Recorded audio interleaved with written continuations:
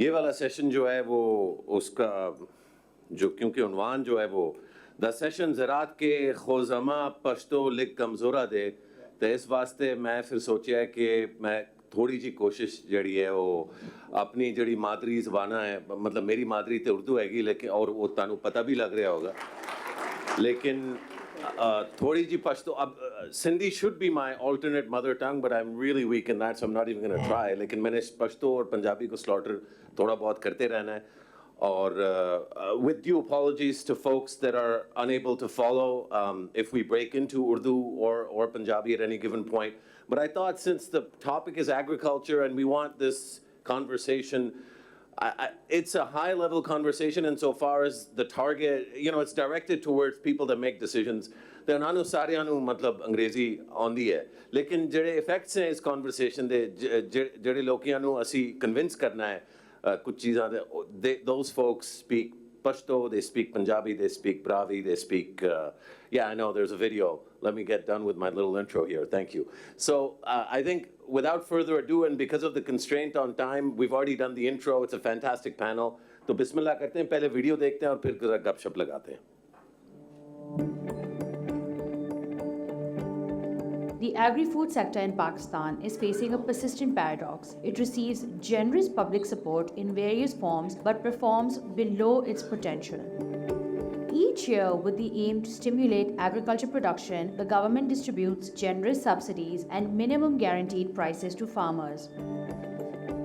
But despite this support, agricultural growth remains low. The nutritional needs of the country continue to be unmet, and the agricultural imports keep increasing.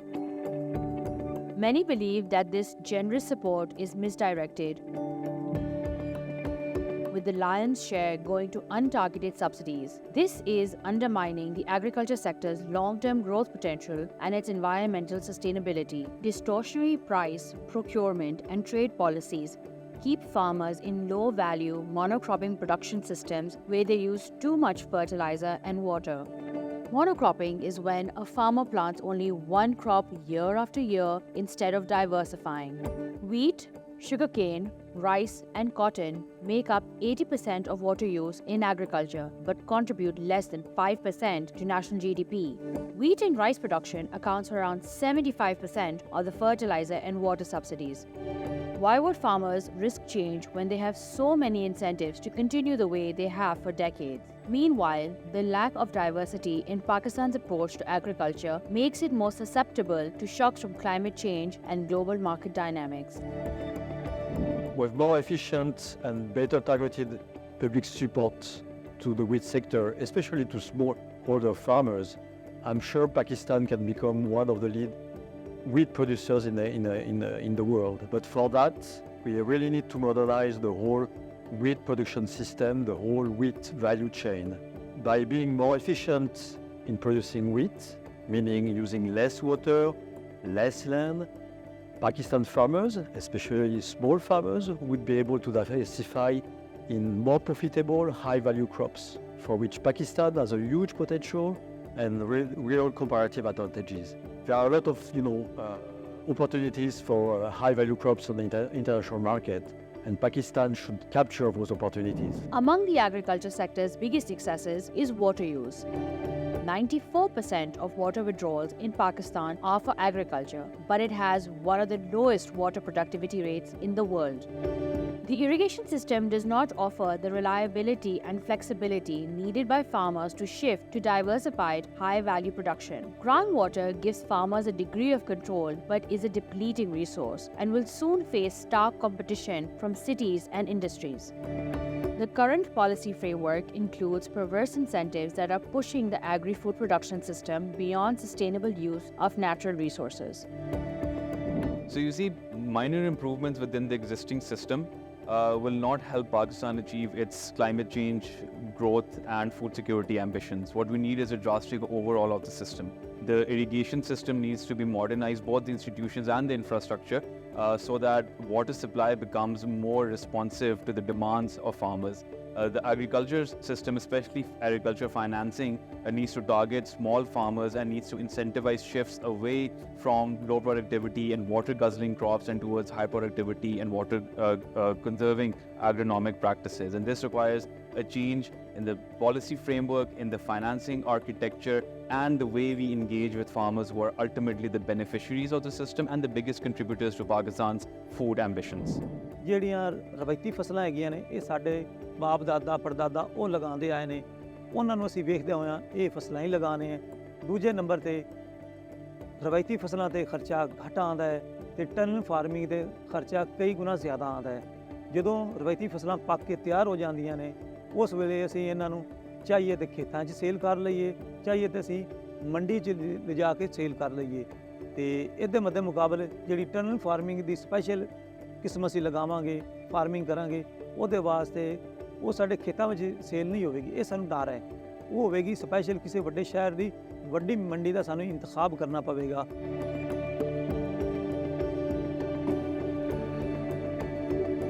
So, one of the most telling parts, I mean, it's a great video, and all of you have access to the kind of the briefing paper that covers the core fundamental issues that are covered in the video, and the World Bank is keen for us to think about and reflect on. लेकिन उन्होंने कहा कि वो सानू डर है. So the actual maybe most important stakeholder in the agri-food supply chain is saying, we are fearful, we are scared of something. And that something actually is the slate of recommendations that, we have. The farmer is saying, you're asking to do stuff that is counter to our traditions, counter to the interests that we have as we understand them, and counter to the availability of the different kinds of facilities it would take for us to be able to do it. But Kisab, I wanted to start with you and maybe help us lay out. I was insisting earlier this morning that you taught me macroeconomics, and quite rightly you refused to acknowledge that I was your student, which is understandable. But consider all of us your students in this moment, and tell us what is the overarching situation in agriculture and food security in Pakistan? Well, thank you very much, Musharraf. Thank you for the opportunity. Well, I think in the first part of this discussion, I would just like to briefly give you an overview of the agriculture sector. And when I say agriculture, so I mean crop sector and livestock and dairy sector. So I would like to separate the two, because most of the estimates that you get, so they get a very sort of blurred picture because they rely on the data that is both crop and agriculture. I think we should actually see that how individually crop sector is performing and dairy and livestock is performing. So I will, in the later part, perhaps I'll also talk about the dairy and livestock.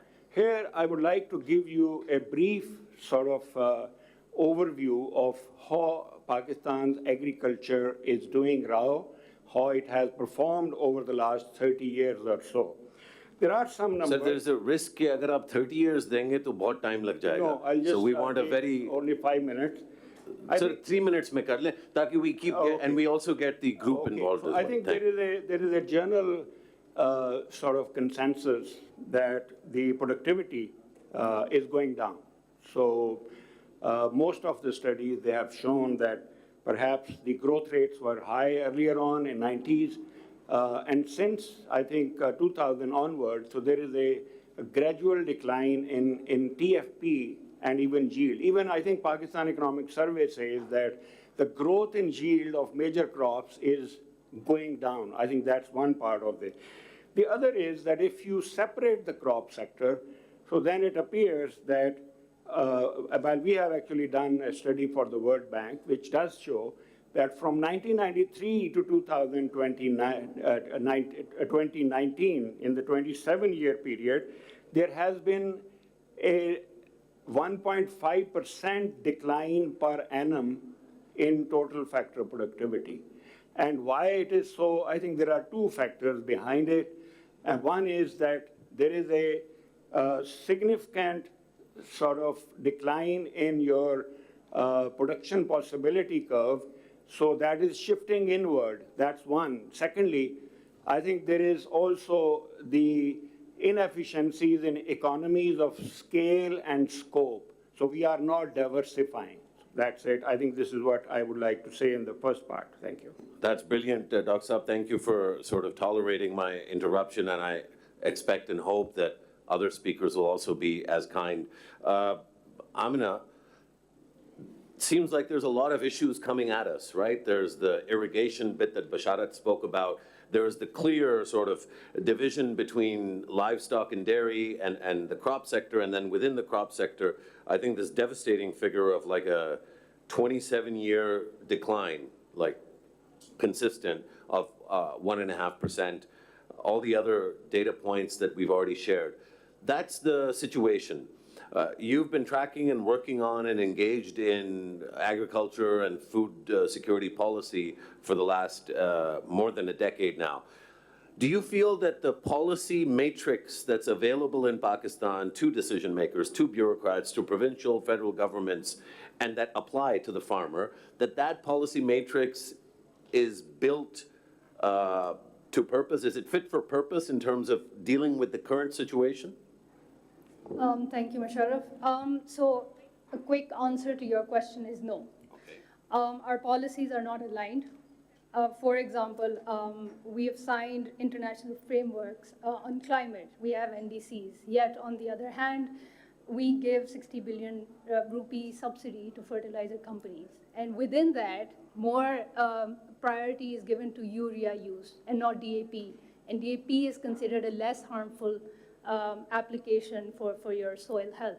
So just as, this is just one example, how the government, there are different departments, 41 federal ministries, they all work for their own agendas, but they sometimes work in silos and they do not talk to each other. There's no one body looking at the bigger picture, looking at where the overall direction is going.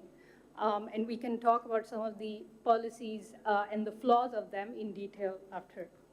Sure, that's excellent. We'll get a few rounds in, and then we'll take it to the wider audience. That's really helpful, and I think that example of the misalignment between Pakistan's climate commitments, not just priorities, but its promises and the actual decisions it's taking, it's literally a 100% contradiction. So I think that's a brilliant example that shows policy misalignment. Bandara Saab, मैं थोड़ा सा suspicious हूँ क्योंकि वो मतलब जो representative होते हैं, चाहे वो टीचर्स यूनियन के हों या किसी और मतलब सेक्टर में, तो वो यूजुअली उस सेक्टर के माई बाप टाइप लोग होते हैं. तो मुझे पहले तो ये डर है, I have this fear that you will talk about the small farmer's interests, but I suspect you yourself may not be as small a farmer as maybe we should believe. I just wanted to start on that kind of sort of ice-breaking note. लेकिन आप बताएं, ये जो policy misalignment है और ये जो productivity खराब हो रही है, एक तो framing ये हो सकती है that you are the victim of this policy misalignment and secular, like 27-year-long or 40, 50-year-long sort of slide. But the other argument that somebody might make is that as the farmer, you're the perpetrator of this. Ultimately, productivity is your responsibility. So what are you guys doing? I know you're going to complain about everybody, the government and the private sector and provincial, federal, but maybe start with, have you done anything wrong as a farmer? Thank you, Musharraf. बहुत शुक्रिया. उर्दू में ही बात कर लेते हैं. तो छोटे farmers को भी रिप्रेजेंट कर रहा हूँ और छोटा और दरमियाना दोनों में शुमार होता हूँ एज ए फार्मर. देखिए, अगर हम फार्मर को, मैं अपने आप को या अपने छोटे फार्मर्स को या मिडिल लेवल फार्मर्स को विक्टिम कहता हूँ, तो इस कमरे में बैठे हुए सारे लोग उसको विनर कहते हैं. जिस तरह आपने कहा कि we are enjoying all the subsidies, using 90% water in 5 crops, तो हमारी प्रोडक्टिविटी क्यों कम है?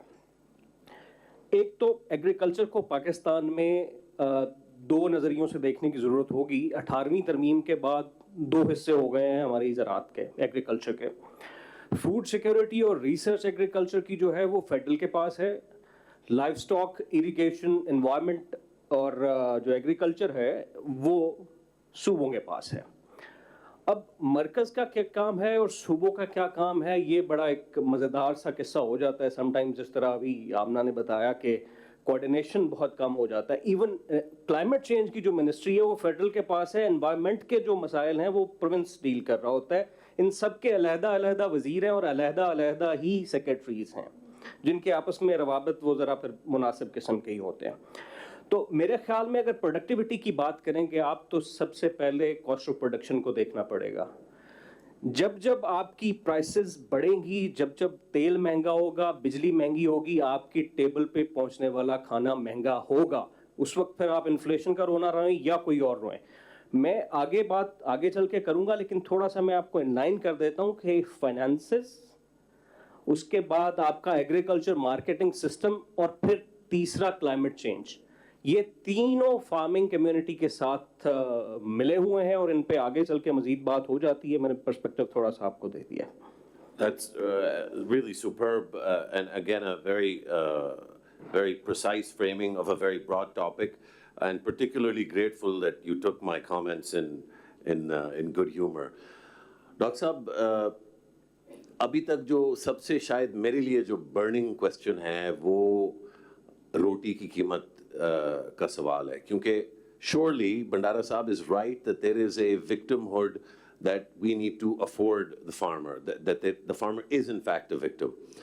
But ultimately the price of roti has escalated from within our very recent lifetimes, 1 rupee to 2 rupees to 5 rupees to 10 rupees to 15, 20, and now in some of the nicer parts of town, 30 rupees for a naan. How has this happened? How is it that in a sector that is as subsidized, alhamdulillah, mashallah, as robustly subsidized as wheat, our country's cost of roti for the end consumer escalates at really, it seems like an exponential rate. तो ये क्या हो रहा है, ये समझाएं हम सबको. Musharraf, there are two food commodities for which we have a minimum support price, wheat and sugar. Have you ever heard of rice? There is a shortage of rice, or rice is being hoarded and rice is not available. Or have you ever heard of onion, or have you ever heard of potato, or have you ever heard of other food commodities which are actually being very superbly and efficiently being marketed by growers and consumers, and market determines the rate according to supply and demand. Now, I think in case of roti, it starts with the provincial food departments when they, through the middleman, they start buying wheat from the farmer. Usually when they buy, and Bandara Sahib would vouch for it, when they buy, they give less rate and they take more quantity of wheat, because they say this wheat is contaminated and we have to refine it and we have to actually purify it. So they take at least 2 kg extra per 40 kg. They pay the price of 40 kg. Then they sell it to the flour mills, and flour mills, instead of making flour, they keep on sending it to Afghanistan. Now, look at the number of flour mills which are registered in Attak, and you will be surprised to know that district Attak has more flour mill than rest of the north Punjab, this part of Punjab, because it's on KP border, and that's extremely easy from Attak to take wheat and wheat flour to Afghanistan and to other parts. So I think these distortions, they are actually affecting the price of roti. The actual intention was to subsidize the farmers so that urban consumer, they can actually get some cheap commodity. Now, all the subsidy, and I had a chance to look after Prime Minister's Agriculture Transformation Plan for a brief period of time. Amna and Bandara Sahib, they actually identified very precisely. In Punjab, there was this fertilizer subsidy scheme, and every buyer of a fertilizer bag, they could get some scratch card and they could get their subsidy. Now, all the scratch cards were being removed from the fertilizer bags, and then the fertilizer was being shipped to KP, because in KP there was no such subsidy. So KP consumer was getting expensive fertilizer, Punjab dealer, they were getting all the subsidy. So these are the governance-led distortions which are being created, and to me, subsidy is cost of inefficiency. Remove the inefficiency, let the system to be efficient, and you will find roti and everything, it would be market-driven price. Farmer at least would be able to get the due share. And the very last comment, as Bandara said, the more we announce the subsidy, everything goes in the cost of input. So I'll be happy if my farmer, they are better off due to subsidies. As an urban consumer, I will have no problem.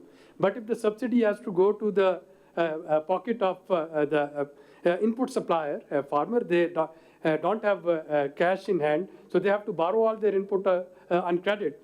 So we need to rethink of this mechanism of how to sustain our agriculture. Dr. Saab, brilliantly sort of framed, and I think, you know, on this, where the subsidy is going and who's pocketing it, the private banks that have a share in PASCO is where some of the subsidy is going, and it's going in a circular manner. We have a circular debt crisis just in the wheat market itself, and I'll let the experts speak more about that. Dr. Saab, जो सुलेही साहब ने बात की है, उससे तो ये लगता है कि जो बुनियादी ओरिजिनल सिन है वो वही है जो एक्चुअली जिस चीज़ ने लोगों के लिए आसानी करनी थी. Forget the politics around this issue for a second, लेकिन ये जो सब्सिडी है या wheat floor prices को हम कहेंगे, आप शुगर का एग्जांपल भी ले सकते हैं, अगर यही जड़ है इन सारी इनएफिशिएंसीज की, और आप देखें कि बात वो हो रही थी कि क्रॉप जो है वही रहता है जो उसको बदलना चाहिए, वो नहीं हो पाता, तो वो भी सब्सिडी की वजह से, लाइव स्टॉक पे और डेयरी पे वो फोकस नहीं है सिस्टम का जो होना चाहिए, उस पर वो पैसे नहीं खर्च होते क्योंकि सारे पैसे जो है वो अगेन पैस्को और व्हीट प्रोक्योरमेंट और उस सारे ड्रामे में जो है चले जाते हैं. तो is the solution the removal of the subsidy, and is it that simple just from a mechanical perspective? Forget about the politics for a second. Well, two questions. I think first, the support price, and second, subsidy. First, let me just briefly comment on the support price. I think the support price, or maybe intervention in the market, perhaps economists were discussing all these issues in early 80s, and they settled all these issues that support price is not good for the end farmers in the agriculture sector, because I think there are few farmers who benefit, and those subsidies actually are pocketed by maybe more influential people. If I just link it with the subsidized, with the fertilizer subsidy in Pakistan, there was a study by I think by Mubarak Ali and also Stephen Davies. I think they did it in 2013-14. So they have done very thorough sort of simulation analysis by taking, let's say, 4 or 5 policies. Whether you withdraw subsidy, then what will happen? If you withdraw generalized sales tax, then what would happen? And who would benefit? I think their conclusion is that if you invest in R&D and withdraw subsidy from, let's say, the gas, the feedstock that you give to the fertilizer companies, so then I think the major loser would be fertilizer companies. Both farmers and consumers will gain because the prices of the food will go down and the profits and cost of production of the farmers will go down. So the net loser would be fertilizer industry. Now, what is fertilizer industry? There are about 9 to 10 to Fauji Foundation and 10 billion to agro fertilizer. So if you project these numbers to the present time, so you would just realize that perhaps 70 to 80% of the subsidy goes to just 2 plants. Sir, just I want to come back to you because I know you have to answer the rest of the question. लेकिन ये जो idea है कि ये वाली subsidy खत्म करो, भंडारा साहब, I want to quickly get your reaction. तो डॉक्टर साहब फरमा रहे हैं कि if you do this, then the net benefit will accrue to the end user, यानी कि जो रोटी खरीद के खा रहा है, and to the small farmer. Do you broadly agree with this proposal, Bandara sir? अच्छा, इसमें मैं थोड़ा सा आपको डिटेल बता दूं कि मसला कहाँ पे है. तो मसला आपने वो फौजी फर्टिलाइजर वाली बात से घबराना नहीं है. मैं किसान हूँ सर, किसान किसी चीज़ से नहीं घबराता. But let me share some details कि चीज़ें महंगी क्यों हो जाती हैं. डॉक्टर सुलैरी ने थोड़ा सा आपको बताया जो वीट का प्रोक्योरमेंट वाला मामला है. अब देखें कि लास्ट ईयर यूरिया का जो मार्केट का गवर्नमेंट का डिटरमिन प्राइस था वो 1768 रुपए था. मार्केट में यूरिया वीट के दिनों में शॉर्ट थी, 40 से 60% महंगी होकर ब्लैक मार्केटिंग के साथ वो 2400 से 2800 रुपए में मिल रही थी. जिस फार्मर के पास पैसा था उसने यूरिया प्रोक्योर कर ली, जिसके पास नहीं था उसने नहीं डाली, उसकी क्रॉप प्रोडक्टिविटी डाउन हो गई. अब ये तो आपकी प्रोडक्शन के मामले में उसकी जो प्रोडक्टिविटी आपने जो स्टार्ट में सवाल पूछा था कि क्यों कम होती है, उसमें एक रीज़न ये भी है. उसके बाद जब आपकी क्रॉप मार्केट में आती है तो एक बैनुल अक़वामी इदारे की 2 साल पुरानी रिपोर्ट है, $343 मिलियन की सिर्फ पोस्ट हार्वेस्ट लॉस वीट, मेज और राइस के अंदर है. अब वो who is the loser in this case? Farmer and the end consumer. उसके बाद आ जाती है मंडी के अंदर क्रॉप. मंडी में इतना पैथेटिक और बुरा पुराना सिस्टम है कि आपकी पूरी की पूरी जो ट्रॉली है वो कोई 100 टन के अगर आप लें तो वो उल्टी जाती है, वहाँ पे अनलोड की जाती है, उसके बाद दोबारा बैग्स में भरी जाती है. 1100 ग्राम्स का पर्सन का बैग होता है जो 2 किलो के ऊपर उसका हिसाब रखा जाता है. That is not useful for the consumer and the producer. वो मिडल मैन के पास जा रहा होता है वो जो वजन है. उसके बाद वो जब वहाँ से तुल जाती है तो उसकी जो फाइनेंस का प्रॉब्लम आता है कि फार्मर को टाइमली पैसा नहीं मिलता, जिसकी वजह से वो अपनी आने वाली जो क्रॉप है उसके अंदर इन्वेस्ट नहीं कर सकता. सब्सिडी का फ़ायदा उसकी फाइनेंशियल सिक्योरिटी है. देखो स्मॉल फार्मर जो गंदम काश्त करता है वो इसीलिए करता है कि और कुछ बिके ना बिके, मेरी ये फसल जो है वो ज़रूर गवर्नमेंट के थ्रू बिक जाएगी, या अगर ओपन मार्केट में बिकेगी तो 100-200 रुपए के फ़र्क से बिक जाएगी. But the argument here, Bandara Saab, is not. I mean, we're going to come back to Dr. Barki on the question of the subsidy part. But he's arguing. I think the argument was कि सिर्फ आप fertilizer वाली subsidy जो है उसकी बात अगर हम करें कि उसको हटाने से, मैं जानना चाह रहा हूँ कि आपका view क्या है कि net impact क्या होगा. In a very simple, please, and jump in anybody else who has. Just want to add one more point. Let's say 2014 में 48 बिलियन रुपीस की सब्सिडी दी गई. गवर्नमेंट ने उतना GST लगा के आपसे पैसे ले लिए. So actually जो सब्सिडी है वो आपने पे की है. So government has recovered all its revenue that went for subsidy in the form of GST. So you are paying GST. So if let's say there is a withdrawal of subsidy and if there is a withdrawal of GST as well, so I think there is a win-win situation for farmers.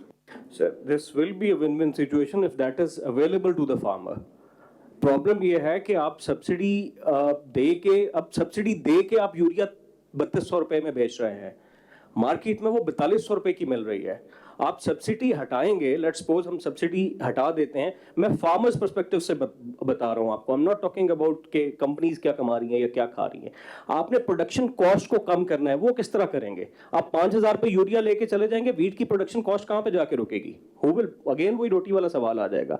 तो you have to, आपने farmer को सस्ती input किस तरह से देनी है? This is the question. Okay, so let me bring Amna back into the conversation. So, I mean, I'm hearing all this, and I don't know anything about agriculture and food security. I know you do, luckily, and so do the rest of the panelists. तो मैं ये सोच रहा हूँ कि ये सारा हम क्यों कर रहे हैं. वो मुझे किसी ने अभी स्लाइड भेजी बिफोर द सेशन, वो भी कोई इंटरेस्ट ग्रुप से मुंसलिक होंगे, I am sure. I'm hoping not. तो उसमें लिखा हुआ है कि जो इस वक्त इंटरनेशनल वीट की प्राइस है वो हमारे पाकिस्तान में जो वीट की प्राइस है उससे कम है, और हम काफ़ी हद तक ये जो सब्सिडी देते हैं वो डॉलराइज हो जाती है for many input based and sort of reasons that I don't fully understand. So why not just get rid of the subsidy and start importing the wheat and force our farmers, I'll give you a chance to react, but force our farmers to start cropping more diversity on their lands. So, okay, let's go deeper into what this issue is within wheat sector. Let's talk about the wheat circular debt. ये क्या है? हम wheat procure करते हैं अपने farmer से, हम उसको प्रोड्यूस करते हैं, सारी ऑपरेशनल कॉस्ट और उसकी ट्रांसपोर्ट कॉस्ट गवर्नमेंट बेयर करती है। उसके बाद हम फार्मर्स को एक मिनिमम प्राइस से हमने ले ली, that is another thing that the government pays, and to pay for all of these operations and the support price also the government borrows from the bank. We know what the interest rates are today. Moving on, हम मज़ीद inter province ban लगा देते हैं। होता क्या है, जिस तरह डॉक्टर साहब ने बताया, वो एक जगह आपने पंजाब में बैन लगा दिया, वो लीक हो जाती है, it goes to KP, from KP it goes across the border. The benefit is not being trickled down to where it had to be. Intentional जो आपका फ़ायदा था वो आपको नहीं दे पा रहे. Therefore, the system is not working. The system has not been working for a while. There's an analysis World Bank ने किया था कि only the government of Punjab spends approximately $500 million per year on the wheat production cycle. Do you think that's sustainable? Who is benefiting from it? अभी भी गरीब बंदा रो रहा है कि रोटी महंगी है. So the system is not working. How do we go about it? In Pakistan, we have some very good examples of systems or sectors within agriculture that work. Rice is one of them. Why is rice working? Maize is another one of them. आप maize का देखें थोड़े से area के अंदर, when you look at the yields, double, triple हो गए हैं over a very short period of time. Rice, the government does not regulate the sector. The private sector drives it. International market or international prices के साथ, you automatically sell. Local आपकी surplus यहाँ वो नहीं होती, shortages भी नहीं होती. Have you ever heard कि जी rice short हो गया है पाकिस्तान में? So when systems or sectors are market driven, everything automatically adjusts. And there the farmer profitability comes in. And mind you, in any sector, for any sector to flourish or to be sustainable, profitability has to be the foundation. We all work for profit, we should expect the farmer to do the same. Right now, the farmer sees कि wheat के अंदर उनको फ़ायदा है क्योंकि उनको guaranteed buyback मिल रहा है. कल को, if you open up, farmers are also growing rice. Why are they growing rice? Because they have a confirmed buyer who is an exporter. उनको पता है. In fact, recently I came to know that over 50,000 acres of land, Pakistan is also growing sustainable rice, which means rice that uses less water, lesser emissions, and they're selling globally. Our farmers will do what benefits them. Yeah. And we need to bring about that change. Understood. I think a great point. Dr. Suleri, इस पे Yeah, you see, Musharraf, I think we are sort of ignoring the cost of transition. So yes, we have to remove all these subsidies and market transitions, and then we have to think of farmers' apprehensions as well, that who will be bearing the cost of transition and what's the alternative. The alternative, as Amna rightly pointed out, is, for example, the quality availability of seed in case of maize. Only about 2 years ago, there was this excellent variety of seed produced by PRC, garlic G variety, which was giving very good yield, and the farmers, they were actually dying to get its seed. Now, the total allocated budget, research budget for PARC, Pakistan Agriculture Research Council, is 5% of its research budget, is 5% of its total budget. 95% of its budget is current budget for bills and salaries. Now, your prime Agriculture Research Institute, which is mandated to do all this research and provide all the this output to farmers, if all these sort of subsidies can be gradually, as you said in the beginning, converted towards R&D, so that if I'm sure that if farmers, they can get a seed which will give them good yield, they would not be dependent on all this market intervention by the government. The second thing is, even when we try to diversify, for example, governments, successive governments, they have been trying to promote olive. Now, one of the reasons we are not able to promote olive, because in Balochistan, the farmers have told us that in the absence of any extraction plants, where would they take their olive? So even if they grow their olives and we don't have those modern extraction plants, their olive production will not get promoted. Similarly, in this Kohar area, Pindadan Khan, they're trying to promote shrimp farming. Now, if you don't have those refrigerated cold chains that can take this supply to Lahore or Islamabad, Pindi, Multan, what would the farmer do with the shrimps? So I think we need to think of this transition. It won't change overnight, but yes, we need to have a blueprint and we need to gradually start shifting from this subsidized agriculture of just 3-4 crops to more diversified agriculture. And my final point, coming from rural background, in case of Punjab, majority of the farmers, they don't do agriculture on any profit loss basis. They do it because it's a stigma in our rural areas. If I belong to a rural area and I go and buy wheat flour, that is a stigma for me in the whole village.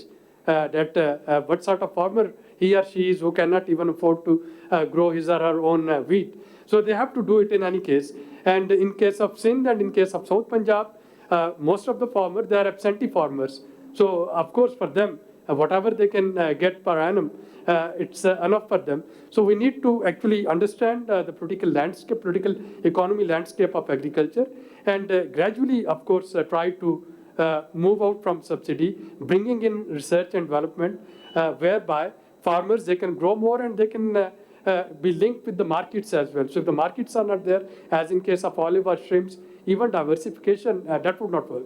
So, Bhandari Sahab, मैं आप ही की तरफ आ रहा था, Barki Sahab, मैं आपकी तरफ आता हूँ. Just to kind of summarize, I think we're beginning to develop a bit of a consensus. एक तो ये है कि R&D और जिसको हम एक ज़माने में agriculture extension कहते थे, वो बड़ा ज़रूरी है. उसको finance करने के लिए हमें कहीं से पैसे चाहिए होंगे. उन पैसों को पैदा करने के लिए eventually हमें थोड़ा subsidies के साथ थोड़ा सा तो खिलवाड़ कुछ करना.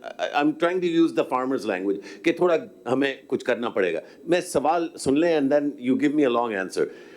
It seems, based on what Dr. Abid Suleri is saying, कि अगर आप सोच समझ के मुशावरती अंदाज से आप जैसे फार्मर्स जो रीजनेबल हैं, हुब्बुल वतन हैं, उनको समझ है कि ज़रूरियात का कि फार्मर की भी ज़रूरत है लेकिन कंज्यूमर की भी है, मुल्क दिवालिया होने वाला है, ये सारी चीज़ें समझ के अगर बैठ के कोई प्लान बने, लेट्स से 3 साल का या 4 साल का, 5 साल का, कि आहिस्ता आहिस्ता करके इसको करें और उसमें काफ़ी पैसे खर्च होंगे फार्मर की फलाह बहबूद के लिए, सो दैट वो हाई एंड ड्राई ना छोड़ा जाए उनको. ये ना हो कि सीड ना मिलें या ऐसे इंडस्ट्रीज़ में ऐसे क्रॉप्स में उनको धकेल दिया जाए जहाँ पे सप्लाई चेन जो है वो इनकम्प्लीट है. तो do you think farmers would be willing to accept कि इवेंचुअली हमने ये वीट प्राइस और शुगर प्राइस को ख़त्म करना है? ये पहले ये मुझे शार्प जवाब दीजिएगा इसका. मैं आखिरी सवाल, मैं अगर पर्सनली मैं अपनी बात करूं तो मैं कभी भी सब्सिडी के हक में नहीं रहा. मैं कभी भी ये नहीं चाहूँगा कि मुशर्रफ या सुलहरी साहब की जेब से निकला हुआ टैक्स मेरी सब्सिडी की सूरत में मेरी जेब के अंदर आए. आपकी जेब में नहीं जाएगा ना, वो आड़ती की जेब में. सर वो बहुत से लोग हैं आरती की जेब में और वो बैंकों में और पासकों में जा रहा है, वो वैसे भी फार्मर के पास नहीं जा रहा. मैं आपको ये कहना चाह रहा हूँ कि हम एक दफ़ा गवर्नमेंट के मामलात को रहने देते हैं. लेट्स इनवाइट द इंडस्ट्री जिन्होंने सबसे ज़्यादा कमाया. अमना ने भी बात की, आपको 2 एग्जांपल्स दी, 2 बड़ी इंपॉर्टेंट क्रॉप की, पाकिस्तान की मेज़ और राइस. इन दोनों में गवर्नमेंट ने कोई कमाल नहीं किया. It was the industry who packed their bag, went to Europe, Gulf, वहाँ पे मार्केट बनाई, वहाँ से सीड हेल्प किया और फार्मर्स को कहा कि उगाओ, वी विल बाय इट. एप्टमा कहाँ है? शुगर मिल एसोसिएशन कहाँ है? फ्लोर को तो छोड़ दें. इन्होंने कितने सालों से आपकी जो कॉटन की वैल्यू चेन है, कॉटन पे अभी इस साल थोड़ा सा कुछ काम हुआ है और वी आर लुकिंग के कुछ बेहतरी आ रही है. बट हमारी जो जिनिंग इंडस्ट्री है स्टिल अभी भी सेंचुरी ओल्ड टेक्नोलॉजी के ऊपर है. कोई उसके अंदर कोई बहुत बड़ा काम नहीं हुआ. हमारे सीड्स के अंदर कोई काम नहीं हुआ. तो ठीक है, ग्रेजुअली इसको ख़त्म करते हैं सब्सिडी को, बट एट द मोमेंट आप कैसे कह सकते हैं कि एक जगह पे आप फोर्सफुली डंडे के साथ असिस्टेंट कमिश्नर्स के जरिए वीट प्रोक्योर करें सस्ती कीमत के अंदर 2200 रुपए में पिछले साल, और ठीक 2 महीने के बाद वही मार्केट के अंदर आप लोगों को रोटी के लिए 4000 का मन मिल रहा हो? इसका सोल्यूशन क्या होगा? सब्सिडीज से पहले आपको ये जो स्ट्रक्चरल और जो मार्केटिंग एग्रीकल्चर मार्केटिंग सिस्टम के अंदर रिफॉर्म्स की जरूरत है before going to the agriculture reforms and the land reforms. That's really helpful. I'm first Barki Saab, then to you Suresh Saab, but just to bring everybody in जिनको समझ ना आई हो शायद, the question I posed to my brother Bhandara was Amir Bhandara was, would farmers accept an elimination of the sort of the floor price. And he said, A, he's personally not for it, but B, before we start discussing the removal of the subsidy, there are distortions and inefficiencies in the fundamentals of how the agriculture sector works that make it difficult to take seriously the proposition of a removal of the subsidy, because you can accept the removal of the subsidy if there's a system that will absorb the impact of that, and he's not sure. I think quite rightly, he's not convinced that that's part of the deal. Dr. Barki. Well, I think the best way to analyze anything is that you can conduct study and just find out if it is beneficial for the farmers or not. I think I would just like to comment on the wheat for sort of support price. I think it should be realized that wheat is one of the commodities which is neither exportable nor importable, which means that if you import it, so you will have to give subsidy.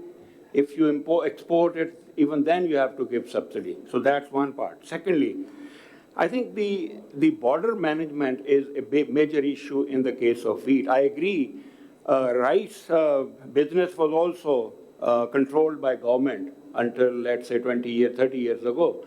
And they have devolved it to the private sector, and it's functioning very well. The point is that whenever there is a higher price in the international market, so irrespective of what wheat price in Pakistan is, the wheat starts flowing out to Afghanistan and back to, I think, even Central Asia, because the country which gives subsidy, they cannot retain the wheat supply in that country. So it always happens that whenever international price is high, so we always have a crisis. So whether you fix the price, whether you leave it open in the market, so that will remain the same. The problem is that how you manage your border, why so much smuggling takes place, which is the prime reason why you have higher price of roti. So, Suresa, before I come to you, just I want to take this, now we have this kind of superstructure of essentially governance, what we call political economy. You pointed to it earlier. You have multiple, I think in one of the videos or one of the comments, it was 40 different departments that are involved in this. Border management is a great example of something you wouldn't think of first. If somebody said, make a list of all the relevant departments, तो आप कहेंगे irrigation हो गया, you know, food security ho gaya, agri ho gaya, research ho gaya. But, you know, border management, it's an interesting one. I think there's a degree of sort of discussion here that is linked to the fiscal session that we had earlier this morning. Certainly there's a part of this that is linked to the child stunting session that we had yesterday. So in terms of the end user, we're clearly not providing the nutritional impact that we need to through our food security and our sort of range of subsidies. And in terms of, you know, the kind of backlog, we are taking on incessant and unending amounts of both domestic and external debt, sometimes to finance these subsidies, both on the external front, but certainly domestically. And the hole keeps growing larger and larger. Amna, do you see any, I'm sorry, the question is much longer than perhaps the answer, but I want you to go into as much detail as you can. Do you see any way of reconciling the vastness of the spectrum of challenges that this topic, the agri-food sort of supply chain, poses to us? So that's a difficult question because there are just so many bodies involved. But what I personally think is, you have blanket or untargeted subsidies today, and you're spending a lot of money on that. You take that pool of money and you sort of go towards targeted subsidies. And those should be linked to the outcomes that you want. If you want nutrition as an outcome, you invest in seed or R&D that produces nutritious seed, which is iron fortified. So you have to link that with outcomes. Now, for example, the government talks about, you know, they very proudly talk about how they keep increasing financing or agriculture credit. Now, that's a big thing because, look, no sector actually flourishes without investment. Unfortunately, we don't have a lot of private sector investing in some of the agriculture areas, including livestock. It is largely neglected area by the government and by the private sector. But when you talk about banks and you speak or listen to the State Bank, they say, oh, we've extended 1.8 trillion rupees to agriculture credit. And every year they claim that they achieve 98% or 99% of their targets, which is great. But when you look deeper, you look at their data, you dig deeper, and you see where is this money going. So I did this little analysis, and we saw that the agriculture credit is divided into on-farm and off-farm credit. So off-farm should be that credit going towards the industry linked to agriculture, and on-farm, as the name says, should be on-farm. When we looked at the data, we saw that 46% of on-farm credit goes to 3 cities only: Islamabad, Lahore, and Karachi. Now, please tell me. The great centers of agriculture and rural life in Pakistan. So if we further look deeper and see the disbursement, rupee disbursement per acre. So the farm sector in Lahore, 500,000 rupee disbursed per acre in Lahore, 2.5 in Islamabad, and 14 million per acre in Karachi. Now tell me, can anyone identify farmland in the urban areas of Karachi, Lahore, Islamabad? I'm still trying to understand how the agri credit is working. So coming back to your question, we need to prioritize. We can't just keep going for untargeted blanket subsidies, and even within the sector support that we are giving, we really need to look deeper and see, are 90% of our farmers who are smallholder farmers, are they the actual beneficiaries, or the 46% who are getting the farm credit in these 3 cities? So I want to turn this, and sorry, Saab, I'll just come to you, but I want to turn this again to Amir Bandara. And what I'm going to ask him is, when he hears this conversation, you are this conversation, right? And you've heard Amna talk about yet another issue, which is the financing of the agriculture sector. And we know that ZBTL, I don't know uska naya naam kya hai, lekin, I mean, I stopped paying attention to it because it's essentially a vehicle for this, which I don't know what to call this. I'm supposed to behave myself, so I guess I just call it, I'll let you call it what you want to call it. लेकिन ये जो बात कर रही हैं कि ये इस तरह की चीज़ें हो रही हैं सेक्टर में जिनका डायरेक्ट फार्मर के ऊपर एक इम्पैक्ट है, लेकिन उस फार्मर को शायद डायरेक्ट उससे इतना कनेक्शन ना हो, तो क्या आपको लगता है कि ये जो रिफॉर्म की बातें हैं ये आपसे जुड़ी हुई हैं? Do you feel like the things that Amna saying, these represent the statements of an ally, और डू यू थिंक कि हम सारे बेसिकली हाथ धो के आपके वो जो सपोर्ट प्राइस के थ्रू जो थोड़ा बहुत या बहुत ज़्यादा फ़ायदा हो रहा है फार्मर्स को, हम उसके पीछे जो है लगे हुए हैं? Like I want to understand what does the farmer think when they engage with this conversation, because part of maybe the solution is also to recalibrate कि हम ये बात जो है वो किस तरह फ्रेम करते हैं. I think जिस तरह सुलेरी साहब ने की वो शायद ज़्यादा मुफीद हो बनिस्बत जिस तरह मैं बार-बार जो है वो एक ही चीज़ के पीछे जो लगा हुआ. देखिए, जिस तरह हमने फाइनेंस की बात की ना, ZTBL है या दूसरे कोई भी प्राइवेट बैंक्स ले लें, अभी कोई एग्रीकल्चर लोन 28% पे चल रहा है, और ये वो बैंक्स हैं जिसके अंदर वो जो 90% स्मॉल फार्मर हैं वो कुछ 6.7 मिलियन फैमिलीज़ हैं, उनकी एक्सेस नहीं है, उनके पास मोर्गेज नहीं है वो दे के जो पैसा ले सकें. तो सबसे पहले जब मैंने स्टार्ट में आपको कहा था कि फाइनेंस, एग्रीकल्चर मार्केटिंग सिस्टम और क्लाइमेट चेंज, ये तीनों चीज़ें आपकी इस पूरी चीज़ से जुड़े हुए हैं. स्मॉल फार्मर को शायद ये पता ना हो कि फाइनेंस क्या है, या उसको ये पता ना हो एग्रीकल्चर मार्केटिंग सिस्टम क्या है, या आपकी क्लाइमेट चेंज एडेप्टेशन टर्मिनोलॉजीज का ना पता हो क्या है, but they are suffering from these things. जब बैंक उनको 28% पे भी लोन नहीं देता तो फिर वो आड़ती के पास जाते हैं, जिसके बारे, और ये एक चीज़ बहुत वजाहत से मैं आपके सारे ऑडियंस को बता दूं कि middle man is the very important player of the value chain. He is the guarantor between farmer and the buyer. उसका रोल बड़ा इंपॉर्टेंट है, लेकिन लिमिट करने की ज़रूरत है, क्योंकि वो इतना शुतर बेमहार हुआ है कि वो सारी की सारी वैल्यू चेन को मैनिपुलेट कर देता है, जिससे हमें पैसे कम मिलते हैं, आपको चीज़ महंगी मिलती है. तो आप देखें कि एक फॉर्मल जो क्रेडिट है वो 28% पे है, तो जस्ट इमेजिन कि इनफॉर्मल जो लैंडिंग है वो कितने % पे होगी, 70 या 80% के ऊपर, तो फार्मर को क्या बचेगा. तो जब आप रिफॉर्म्स की बात करते हैं ना, तो आप उस ताजर को भी एग्रीकल्चर वैल्यू चेन का हिस्सा मानकर उसको एग्रीकल्चर के टैक्स नेट के अंदर लाएं। सुबह से मैं भी सुन रहा था कि एग्रीकल्चर टैक्स बड़ा इंपॉर्टेंट चीज है। मैं पर्सनली इस हक में हूं और शायद कोई भी ऐसा फार्मर नहीं होगा जो एग्रीकल्चर टैक्स ना पे करना चाहता हो, लेकिन उसकी डॉक्यूमेंटेशन किस तरह से करनी है? उसकी डॉक्यूमेंटेशन तो आड़ती के पास है, जिसको आपने ताजर डिक्लेयर किया हुआ है, उसको तो एग्रीकल्चर टैक्स में लैंड में लाते ही नहीं है।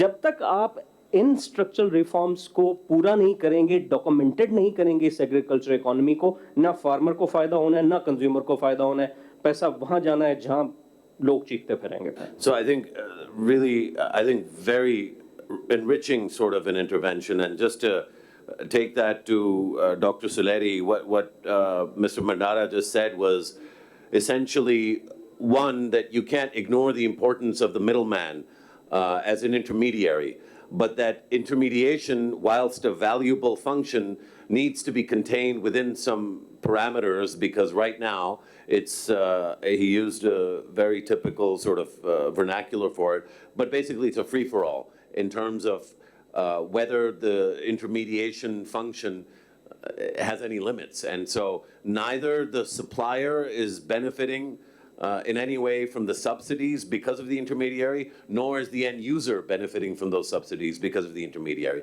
And then concurrently, Mr. Mandara talked about the, what he called the tajir, the sort of the industrialist or the value addition part of the trader, the value addition part of the chain, and the degree to which that actor within the supply chain is being spoken of in the same way that farmers are constantly being targeted.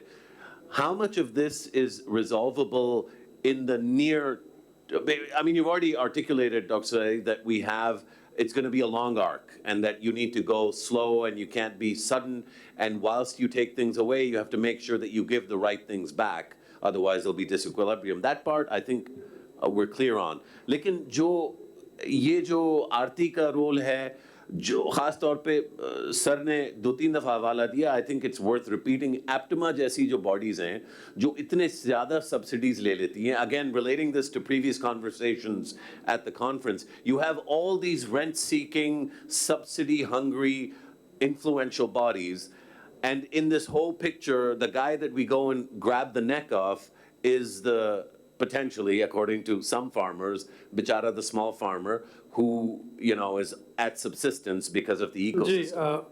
Musharraf, let me wear the hat of small to medium farmer.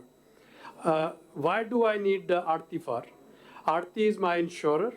He at times pays for the standing crop, and he takes the risk of the weather calamities, especially at the time of harvest.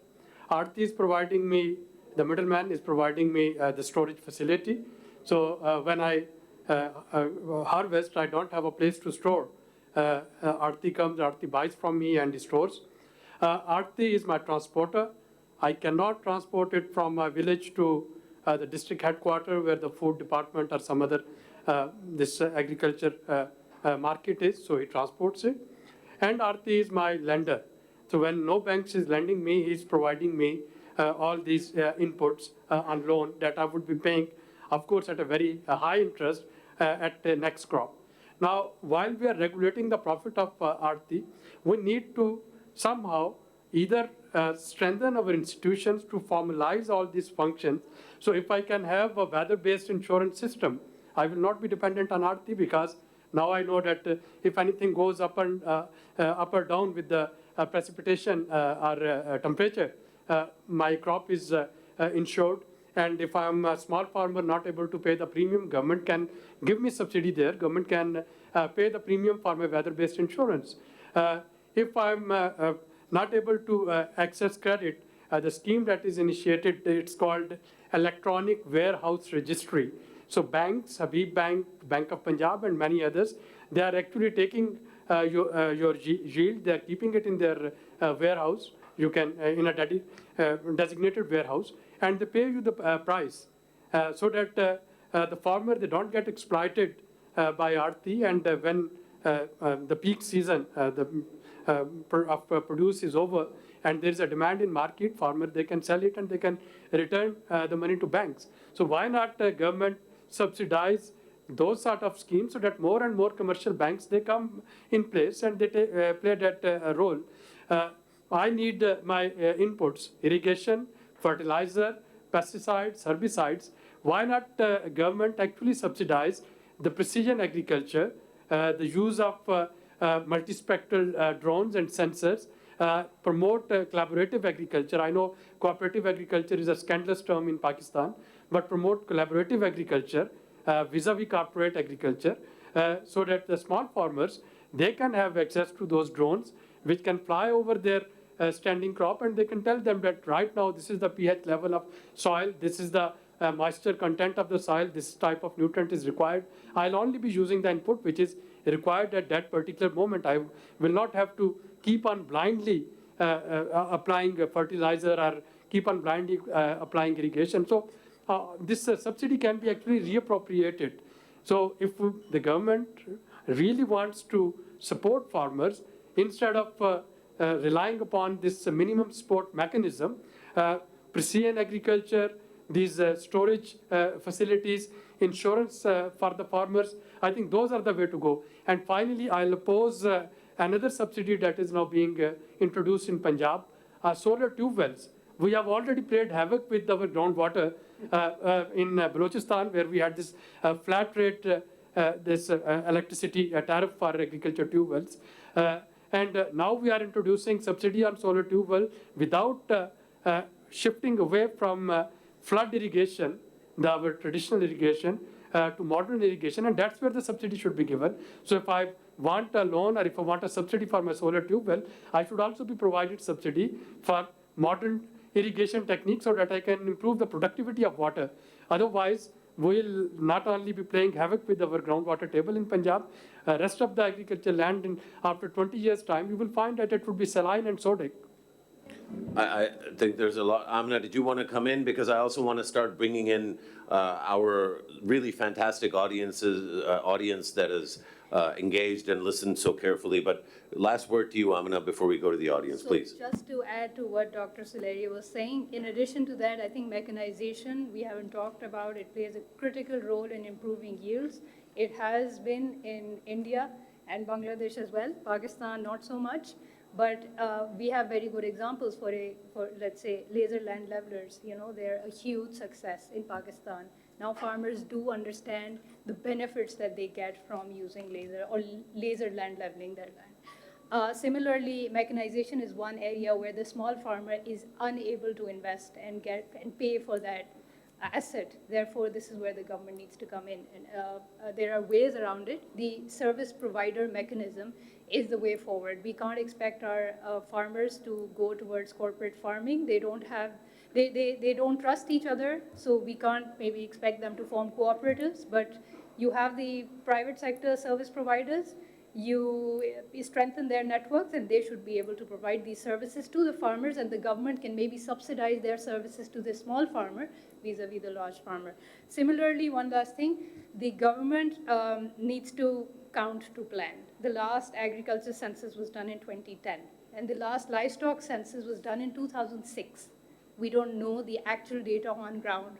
How can we plan without knowing the numbers on ground?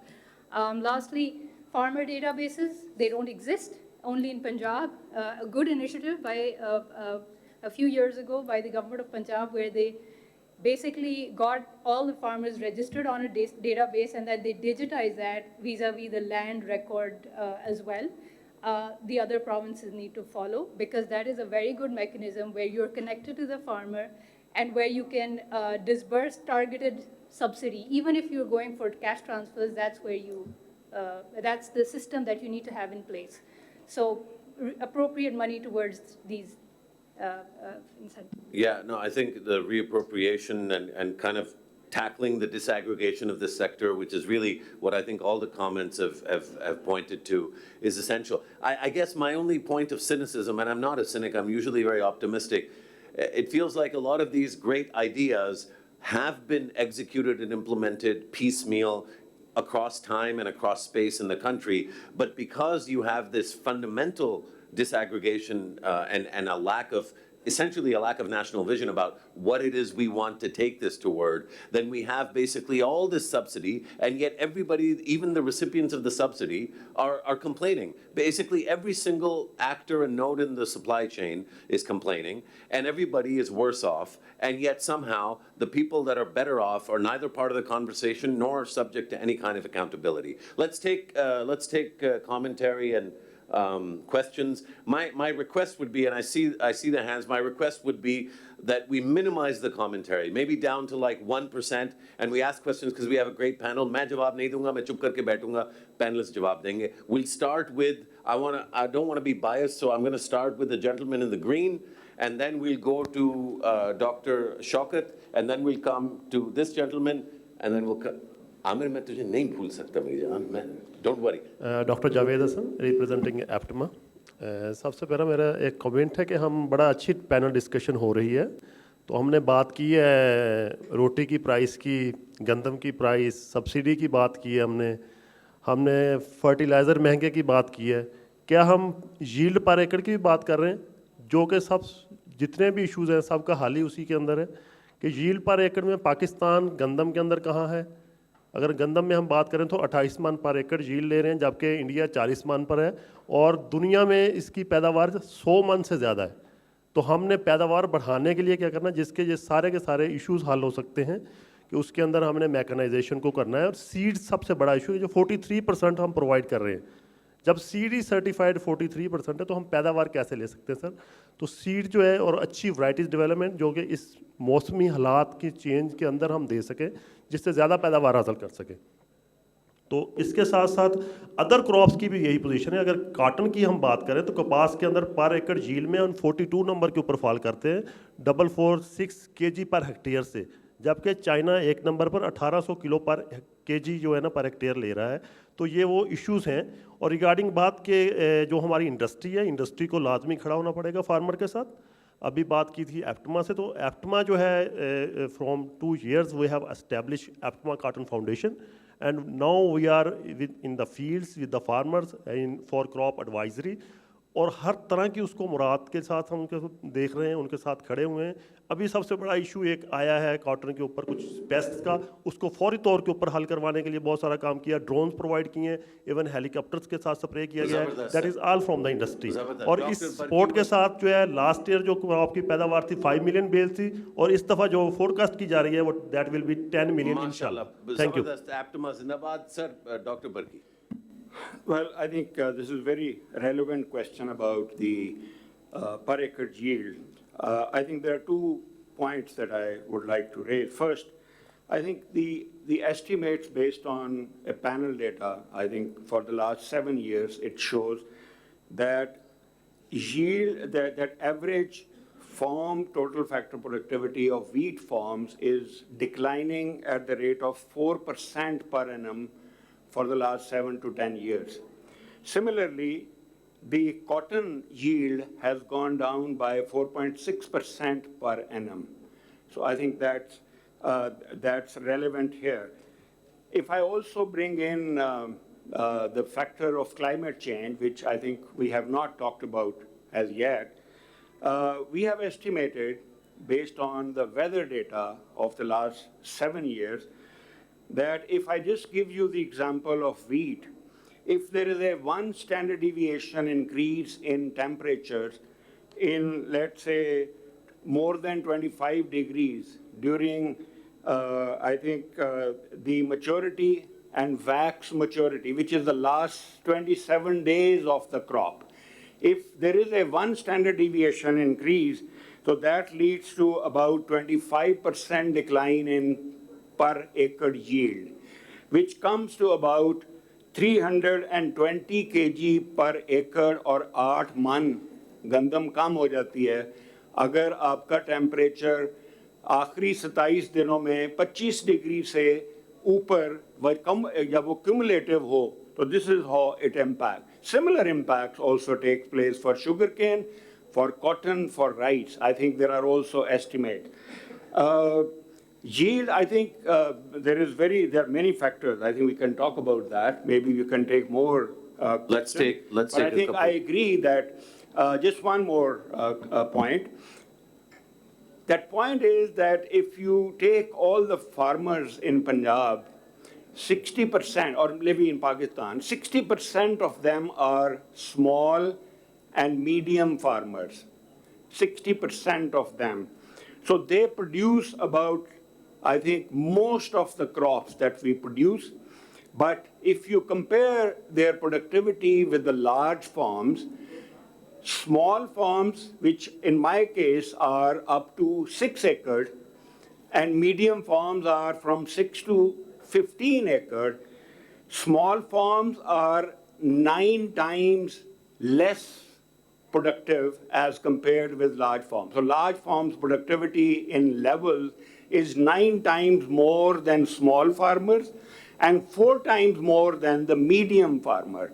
So I think the problem lies that if you want to increase production in the country for, let's say, major crops or minor crops, so you have to focus all your attention on small farmers and the medium farmer, because the gap between the large and small is increasing with the passage of time for whatever reason. उसके जो इंसेंट just it raises an interesting question Suleri साहब आपने बात की कि this is what I do this sense of ownership over the small farm in many cases is not like an ये कोई बड़ा इंडस्ट्रियलिस्ट नहीं है जो अरबों कमा रहा है it's really a connection with the soil and with that काश्तकारी ऑफ दैट क्रॉप तो ये जो मसला है कि अगर मतलब गवर्नमेंट किसी स्कीम के साथ आती है और कहती है स्मॉल फार्म कंसोलिडेशन करते हैं और इस फॉर्मूला के तहत ये क्रॉप्स होंगे तो उसमें इतनी ज्यादा रेजिस्टेंस होगी इज देयर एनी इसका तोड़ क्या है what's the solution land consolidation तक तो ठीक है लेकिन then government shouldn't guide me कि this is a cluster for rice और this is cluster for sugar cane let the market decide it and the farmer producer and market grows they can then decide what to grow and how उसमें जो एक और important चीज़ इसमें आ रही है कि आपका जो स्मॉल फार्मर है वो यील्ड तभी बेहतर ले पाएगा अगर उस तक एडवाइजरी टाइम पे आती है नाउ मेरे गांव का जो बंदा होता है जिसको टाइप करना सारी उम्र इफ ही और she has never went to school they can send me an audio message so all we need to do is to digitalize our agriculture advisory services. I'm standing in my small field, I can upload a video clip of my crop and immediately I get a response, okay, this is the time to do this. And then I also get some sort of financing for it. So the current amount of $3.5 billion that are being spent on agriculture subsidies in Punjab and in Sindh, perhaps they can be better utilized in the interest of farmers. Reappropriated, as you said. Yes. Let's bring in Dr. Shaukat behind you, sir, and then you, and then we'll go to Amir, and then I'll go to this side, and madam, then I'll come back to you. Sir. Well, very interesting discussion. I'm not an agriculturist, let me make that clear, and I'm also not an economist. Let me just point out very interesting points raised in this discussion and previously to that. What we need is to bring together water, seeds, land, insecticides, and mechanization, all 5 together, and the people to use them. Let me just focus on 1 or 2 of them. Seed. Somebody mentioned that the cotton yield, national yield had fallen to about 4 or 5 million bales a year. It had reached 15 million bales 7 or 8 years ago. Why has it fallen? You know why? BT cotton from Monsanto was smuggled here from India. It had failed miserably in India. Farmers had committed suicide, and so it got smuggled here. So this is another thing which you really have to control is this part. What happens to the seeds? What is the certification level? Number 2, water. When the Indus Basin Treaty was signed, the assumption was 75% cropping intensity, use of the land. In 2017, we had crossed 165%, more than double. So the amount of land used for agriculture and the shifting from land from the more, let's say, productive to the other one, all these have come together. Also, when you talk about the productivity and water use and so on, we produce the wrong things. For example, why are we producing so much rice and rice for export or sugar cane? We are not a water-intensive country. We need to devise, as a policy, water budgets for the areas where these crops are intended to be grown. If they can be allowed, do it. This Kachi Canal, so on in Balochistan, in the desert area, they're growing basmati rice there. Why? Sir, one other thing, mechanization. From my labs, one of the small products that came out was a laser land leveler. About 6,500 have been sold in the country, cheaper than the Chinese or any imported ones. And it reduces the water consumption by about 33-34%, and yield goes up by 17-18% because the land is leveled, and the fertilizer also spreads uniformly. And now people have bought 6 or 7 of them. They buy them, they grow in a little company, in a little group as a company, and SME. They do the land here, then go somewhere else, and come back after 3 years, do the land again. That's a great example of sort of how to ameliorate some of this. And one last thing, Ji. about water. We do not recycle our water. About 60 to 80 million gallons a day from Karachi or Lahore. What recycling is done? You go to Turkey, Istanbul, I visited them, I've seen the water systems. All the water from Istanbul goes into some place, recycled, cleaned up, and used for agriculture. Very helpful, Dr. And sir, just because I've been pressed to finish the session, and I want to bring in 3 or 4 people who are hard to one sentence and I'll close. This has not come out in the public, so I may be breaking some people's Official Secrets Act. The saline water from Faisalabad, because of incessant and heavy tube well pumping, aquifer pumping, is moving towards Lahore, because the heavier pumping on the Indian side of Punjab, and the water levels have gone down not to 60 feet, but below a couple of 200, 300 feet. And arsenic is coming up. This may be one of the reasons for stunting that you talk about, what's happening with the water that's coming out to the children. Thank you, Nobody Doctor. talks about it. Really appreciate it. Very, very rich and valuable points. Our colleague in the blue jacket in the front. Thank you. My name is Mahmood Nawaz Shah, and I'm a farmer. First, the imported wheat today is 210 rupees. It's not less than that price. Secondly, just my humble submission to Dr. Suleri Saab. No, there are no issues with maize and rice. It's because we do not consume 25 million tons as we consume in wheat. If we were to consume rice as much, may that be free and fair, it would have been come to same things. Lastly, there is no time.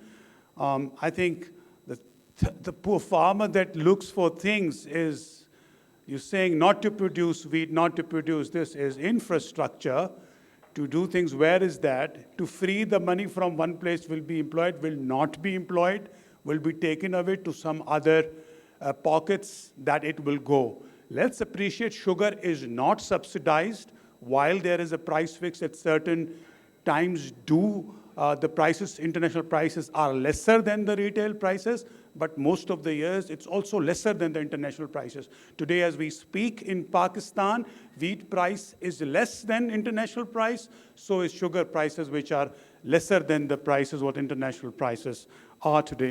So in horticulture, only 1 million tons of cold store capacity is available, whereas 13 million tons of fruits and vegetables are produced.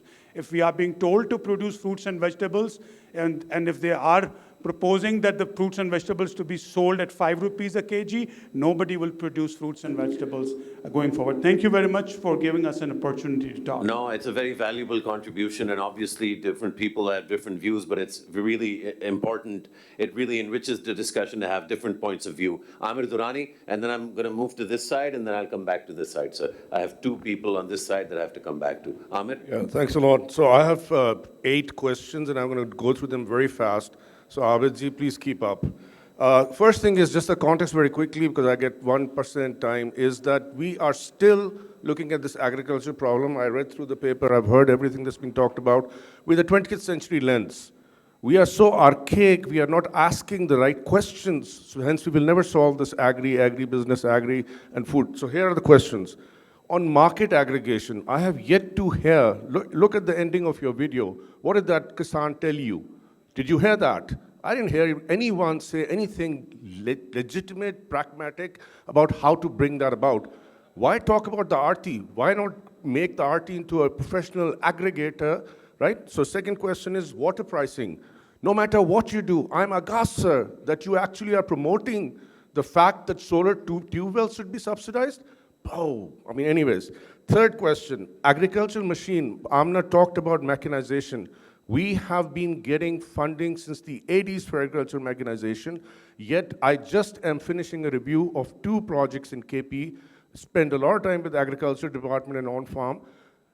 They are still buying tubing. I mean, what's so amazing about drip that we can't make in Pakistan? We're still importing Israeli drip irrigation systems. So tell me why. Fifth, land reform.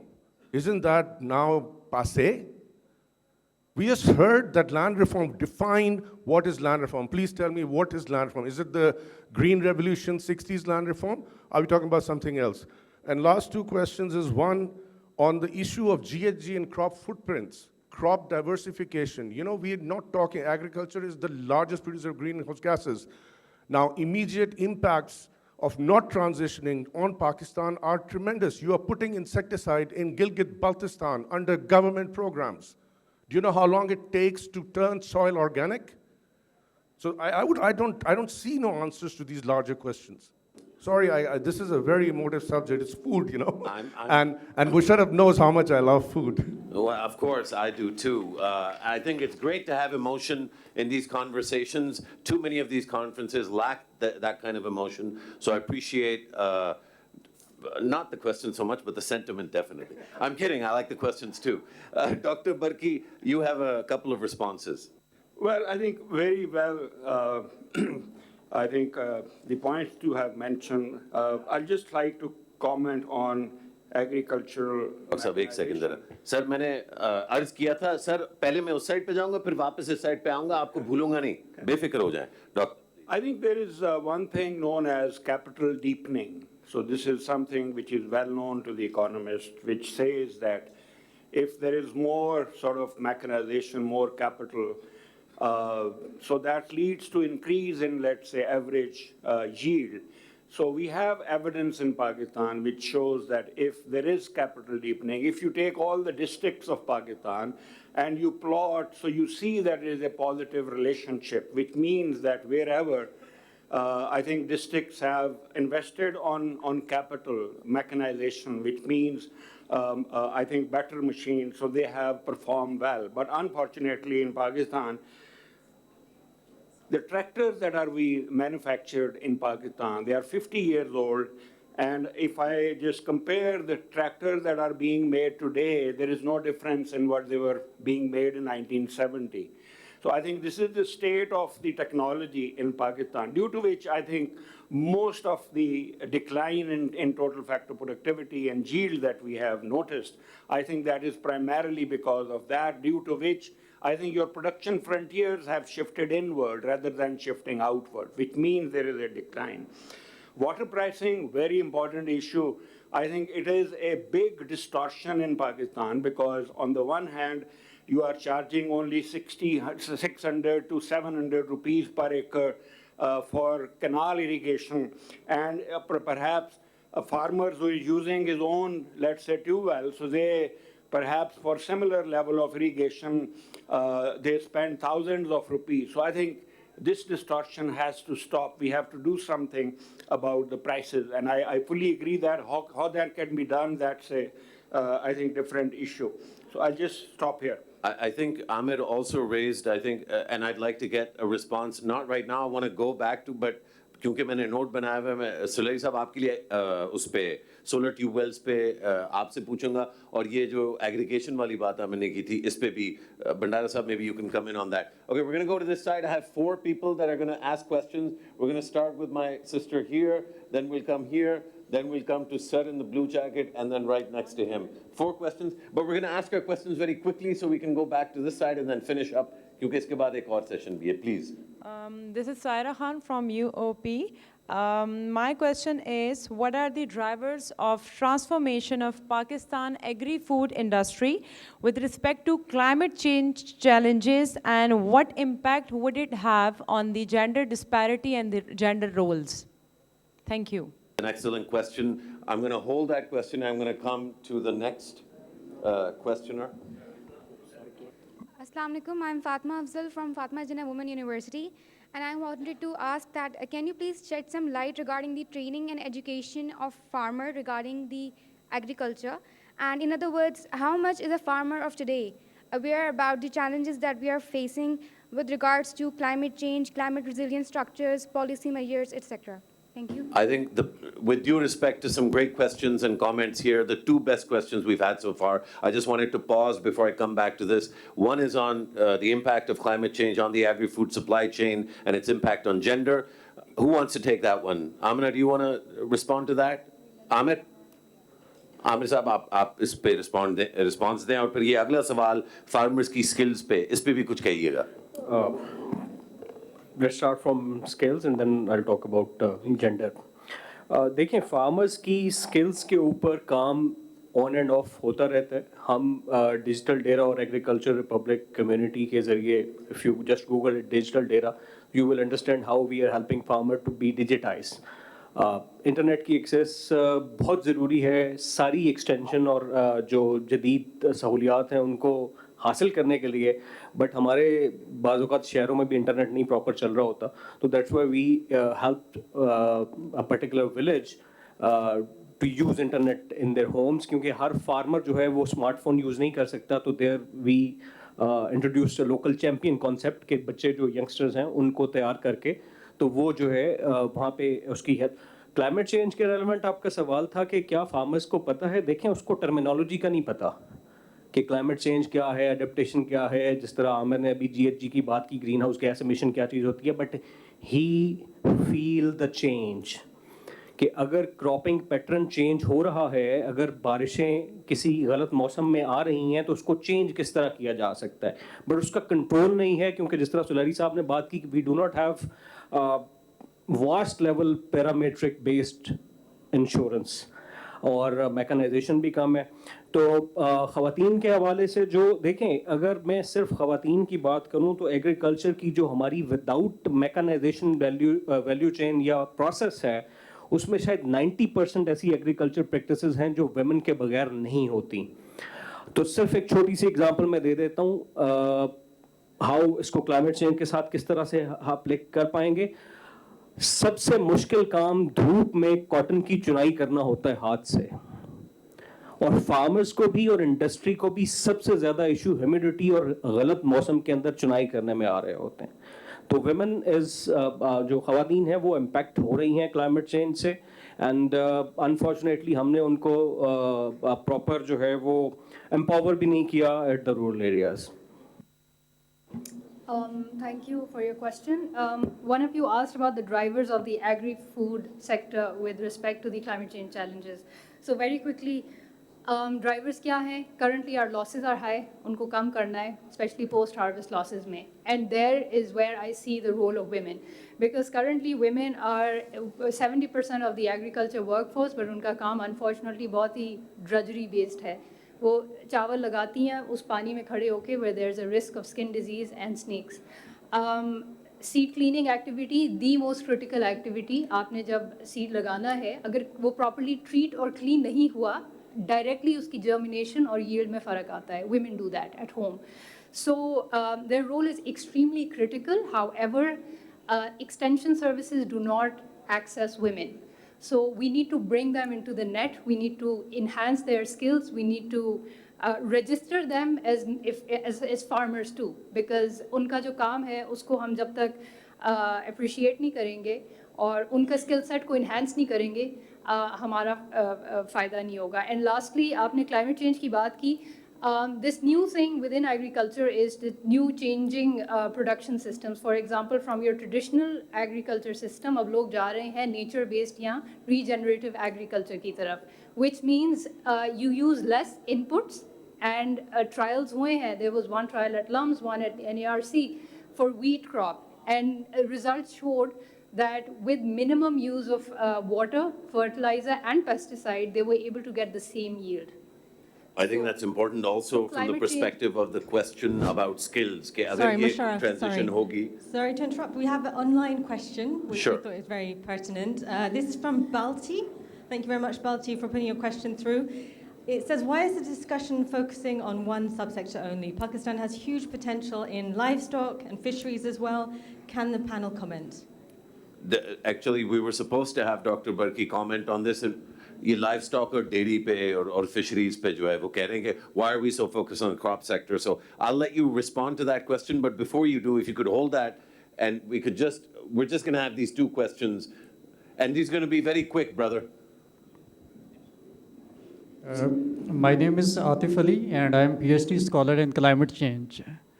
All panelists talk about the after cultivation and total reforms. But before that, there is strong seed, especially in last year, climate change, approximately 40 billion economic loss, and all the loss was our crops devastation. And we need strong seeds and strong scientific innovation and strong scientific research in our universities. And so that seed can cultivate in standing water. Because that flaw, we can see inflation in that year because we cannot feel in 2022. Thank you. Excellent, thank you. That's quick and precise. Madam? Madam? Ji. Hello, Assalamu alaikum. This is Farah Atiq. So I want to comment on one thing that we are rooting for shifting from like staple crops to diversified crop. Do we have that kind of infrastructure to make that shift? And also I want to comment that while we are like rooting for another thing, that we could export our staple food from the global market, and we need to consider the global supply shift and supply shocks that the world is facing right now. Like the export restriction during the Russia-Ukraine war account for 39% of our calories, which is much higher than any other crisis that faced before, and so on. So how are we going to like cater those shocks if we are opting for staple food import in the future? Excellent. Both excellent questions. We're fully out of time, but I need to give everybody on the panel a chance to speak. I had made a promise to this gentleman. Sir, आप 30 second के लिए सवाल हो या comment हो, you have 30 seconds. Sir, just for 30 seconds, Zafar Iqbal, agriculturist हूँ मैं. मेरी गुजारिश फ़कत ये है कि मुल्क सेल्फ सफिशिएंट नहीं है जहाँ तक फूड सिक्योरिटी के इश्यूज़ हैं. हमारे यहाँ 2000 कनाल के ऊपर हाउसिंग सोसाइटियाँ बन रही हैं जो एग्रीकल्चरल लैंड है जिसने फूड ग्रो करना है. सपोज मुल्तान में 2000 कनाल पे DHA बन गया है जी, और all the peripheries of the cities urban areas are going to be constructed with cement and सरिया. तो सर फूड सिक्योरिटी एक इशू है. दूसरा ये है कि वाटर साइकिलिंग जो है, डॉक्टर साहब ने कहा था कि अगर बलूचिस्तान में जो फ्लड्स आते हैं, जो DA खान से नीचे वो सारी वाटर ट्यूब जाती हैं, उनको अगर स्टोर कर लिया जाए तो आधा बलूचिस्तान उससे इरिगेट हो सकता है. Thank you, sir. Very, very useful. There's a couple of things on aggregation. There's a livestock and dairy question. There's these two really good questions here. One on seed resilience, strong seeds, and the other one was how can we talk about diversification without preparing for it? We'll start with Suleri Saab, we'll go to Barki Saab, to Amna, and we'll finish with my brother Amir Bandara. Thank you, Musharraf. I think solar जो tube wells हैं, I never supported it. तो आमिर शायद आपने शायद सुना नहीं. I never supported. I said कि जो सोलर ट्यूबवेल जो है, it would play havoc with our ground water table. और अगर आपको देना ही है, हुकूमत is dead determined कि जी लाजमी देना है, तो फिर उसके साथ जो मॉडर्न इरिगेशन टेक्निक्स हैं उनको भी दें. ये फ्लड इरिगेशन के साथ तो सोलर ट्यूबवेल तबाही फेर देगा. मार्केट एग्रीगेशन की जब हम बात कर रहे हैं तो obviously we talked of this supply chain. Without this supply chain, as the sister rightly mentioned, कि वो आपकी जो क्रॉप डाइवर्सिफिकेशन है, that would never take place unless and until, जो मैंने ऑलिव का और आपको श्रिम्प्स की एग्जांपल दी थी, कि मार्केट एग्रीगेशन का होना, पूरे सप्लाई चेन को बेहतर बनाना, उसकी बहुत इंपॉर्टेंस है.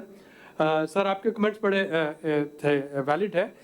यील्ड के बारे में I did speak about seeds, R&D और सीड्स के जब तक वो नहीं होंगे आपकी प्रोडक्टिविटी नहीं बढ़ पाएगी. वीट सब्सिडी पे I just take 2 minutes. We did a very detailed study on it. There are 3 types of forms in Food Department, Punjab. GP6, General Procurement Form 6, General Procurement Form 7 and General Procurement Form 13. So our study revealed what happens that food department, when they buy subsidized wheat at market spot price, they make these ghost issuance to flour mills on a subsidized rate. And 2 months later, when the government announces new minimum spot price, which is comparatively higher than the previous year's one, the wheat is still lying in their warehouses. They will simply issue another form, GP13 or whatever, I can't remember the exact name. So we, without moving a single grain of wheat, millions of rupees transactions they are made in the name of this minimum spot price. So it is happening with connivance with the food department, with flour mills, and with some of the banks. So any flour mill, they can go, they can deposit check at a national bank. The food department person, he would, in the documents, he would show that the wheat was issued to the flour mill, and then in the procurement season, he will buy it back from his own godown, and he will again issue the amount to the flour mill, and both of them, they will do half. And that is precisely the reason that neither the farmer in our rural areas nor the consumer in our urban areas, they are getting any benefit of minimum support price.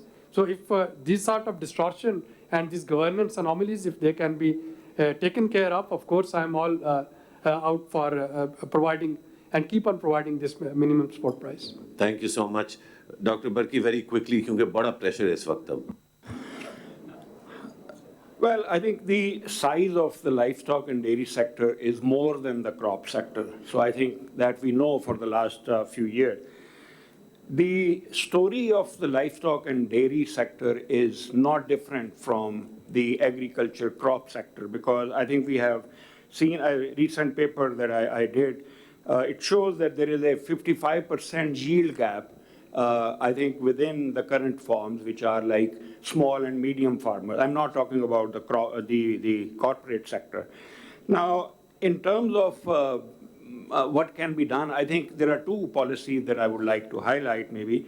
That is, there is a need for genetic improvement. I think in India, they have done that for the last 3 decades, and they're very successful in increasing their overall milk supply in the country. But I think Pakistan has kind of very haphazard kind of policy. There is, in fact, no policy of crossbreeding. That is something that is needed. Mechanization and electronic devices in dairy and livestock, it has the potential of about $8 to $9 billion sort of purchases. I think that's the market that we recently estimated. I think especially for the farmers who have more than 10, let's say, herd size. I'm talking about those. Finally, I think Amna has raised that point, and I would like to conclude by saying Pakistan has not done census of livestock since 2006, which was supposed to be done every 10 years. This is very important because when 2006 census was done, there was lots of issues, questions that this is exaggerating the number of the livestock and dairy. Because this is being used in the growth accounting framework, if those numbers are incorrect, so then your GDP estimates are also incorrect.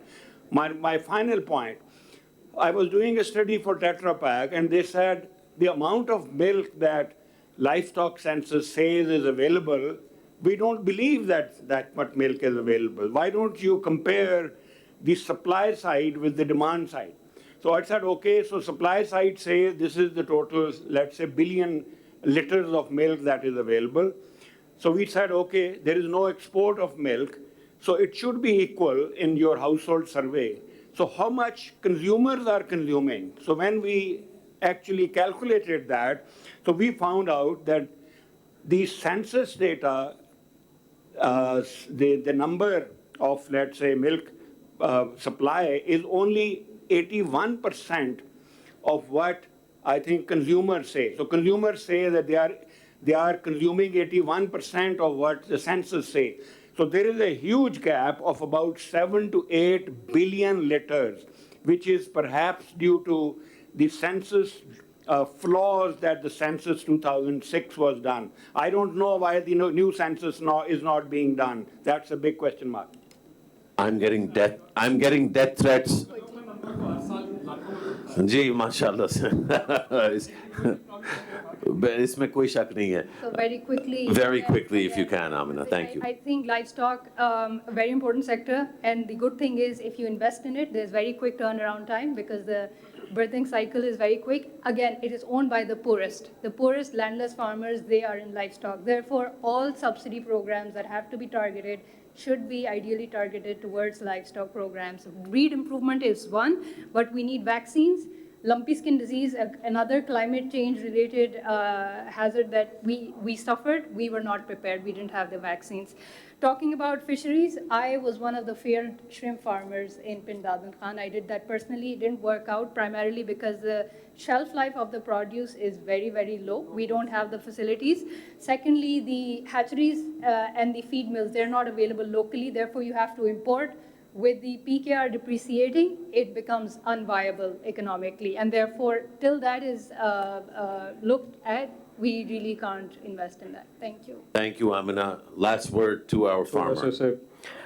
एक तो sir doctor सोलरी के solar tubules के साथ मैं add कर दूं कि अगर देने हैं तो फिर ग्रीन मीटर्स के साथ दे दें. Farmers would be more interested to earn money through power generation instead of pumping water. Livestock का सर मैं इतना ज़रूर कहूँगा कि we should focus on indigenous species instead of imported crossbred, क्योंकि वो हमें ज़्यादा बेहतर, they are more resilient. Like if Sahiwal cows lactation periods go for 7-8 years, Australian would go for just 3 years. तो उसके ऊपर एक तो काम हमें हाउसिंग और वैक्सीनेशन, जिस तरह अमीना ने कहा, वो बड़ा इंपॉर्टेंट है. क्लाइमेट चेंज के हवाले से यहाँ से सवाल था, सीड्स के हवाले से. Climate play very differently with the crops. Heat waves भी होती हैं, ड्राउट्स भी होते हैं, फ्लड्स भी होते हैं, और जब फ्लड आता है तो फिर सारी रिसर्च, सारे के सारे सीड्स चले जाते हैं उसमें. We need to work on adaptation plan as well, but who will pay the adaptation cost, because that has the cost. Farmers को कोई पैसे कोई नहीं है कि एडेप्टेशन दे, he just can grow food. ठीक है जी. उसके बाद एक बड़ा इंपॉर्टेंट चीज I would like to mention here, please before telling farmers to do anything, ask him that what he need and what he has. हम सिर्फ बताए चले जाते हैं, ड्रिप लगा लो, फलानी चीज लगा लो, फलानी चीज. कभी आपने ये पूछा है कि यार तुम्हें जरूरत किस चीज की है? He has more knowledge than the people sitting in this room. वो uneducated जरूर है, but he's not stupid. Keep in mind. और in the end, I would like to just suggest data is very important.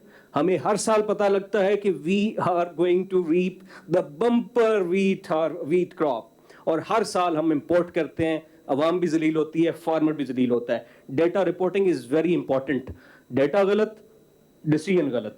और in the end two things are very important: digitisation in agriculture, in all the plans and operations, and climate action. These are necessary. We need something like IG Punjab's approach. File license the part ke sat diti hai, just take your CNIC to any center and make your driving license done. We need this type of approach, sir.